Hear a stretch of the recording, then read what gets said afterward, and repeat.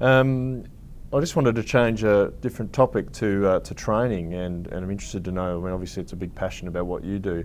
We hosted a roundtable here recently, which you kindly participated in, and we were really interested to find out what small businesses needed from training over the next 5 years to help grow their businesses. Yep. And there was three underlying topics that come out of that, and one of them was emerging technologies, which you've mentioned. The other was diversifying, being able to diversify effectively, and change management. And I mean, you're very well known for your sales training and your development of your team, and I'm just curious to know, a lot of which stems from customer feedback. I'm just curious to know what you see are the key elements for a business to drive growth sustainably over time. Well, look, first of all, what you did I think was very good, because you've got a group of people together, a reasonably eclectic mix, and you've got feedback as to what their businesses need. A clear sense of direction is important.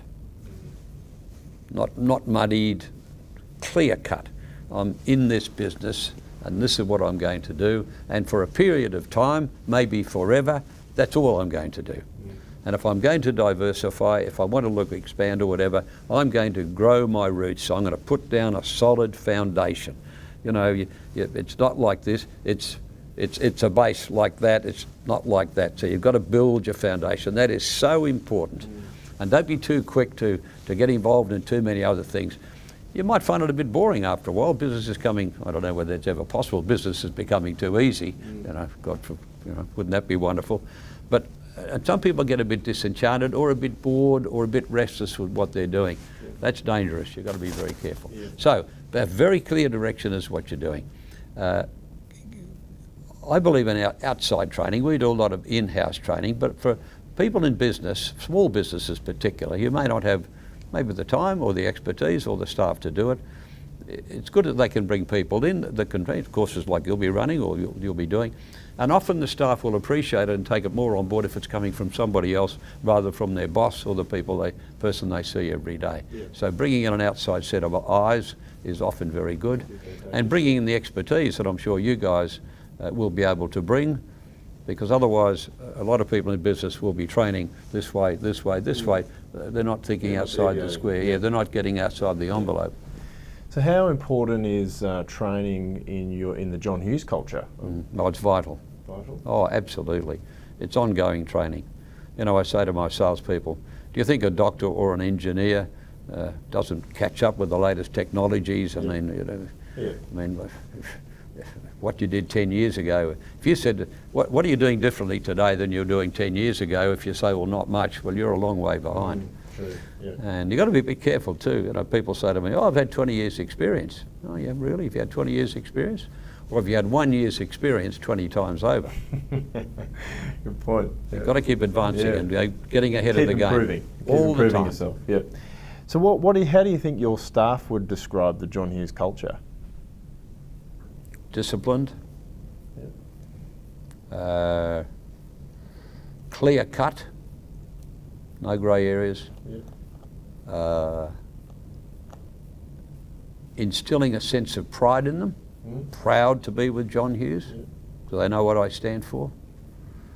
They respect leadership, so I'm a good leader and I'm a very high-profile leader. Good place to work. Ideas are listened to. Okay, a good summary. And how have you measured the success of training over the years? I mean, the programs you've put in place? Not easy. It's not easy.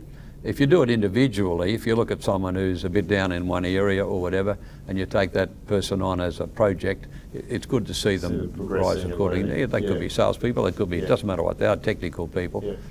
And it's important if you're doing that, you look under the surface a bit, get to know them personally. If they've got issues at home, financial problems, personal problems, get to understand them as people and show an interest in them. That's very important. I'm off the track a bit. What was the question again? So I'm interested from a small business perspective, people that are outsourcing training or looking to implement training. Obviously a lot of people want to know how to measure that success. And I'm just the measurement. If it's sales or if you're in a business of sales, numbers, dollars, turnover, it's relatively easy. If you're in the service industry, it's a bit harder to gauge. The best way of doing that is to get feedback from your customers. Send out the survey forms. Okay, before and after? Yes, Training. yeah, absolutely, Yeah. absolutely. Okay, excellent. You know what your CSI rating is, Customer Satisfaction Index. Yeah. Send Before them and out. after. Yeah, before and after. Yeah. Yeah. Both individually and also as a group, as your total business. So how do you, I mean, training is one, and being seen out there and in day-to-day work within the organisation, how do you motivate your employees, or what do you think works best to motivate your team? Praise. Most people say money. No, it's not. It's not. It's not. It's important, but it's praise. Yeah. Often used to say to people, managers, when was the last time you caught one of your staff doing something right? And there and then, in front of their peers, congratulate them. Tom, I've never seen a report as well done as that. Fantastic. Mary, that was a great bit of work. Terrific. I got my January results out this morning. I've run 4 managers and praised them. Excellent. And thanked them. Well, my next question is whether the managers you praise them in a different way. In a different way, in that they're judged at a different, probably a higher level. But yeah, be very quick. I mean, I run sales meetings once a month. We have awards, and we clap I've got an end of year function at the end of this month actually, where we have awards, very good awards for your top salespeople and most improved, and so peer recognition is so important. If you're going to criticise one of your staff, do it within 4 walls with the door shut, and just you and them, nobody else. If you're going to praise them, you do it in front of the whole world.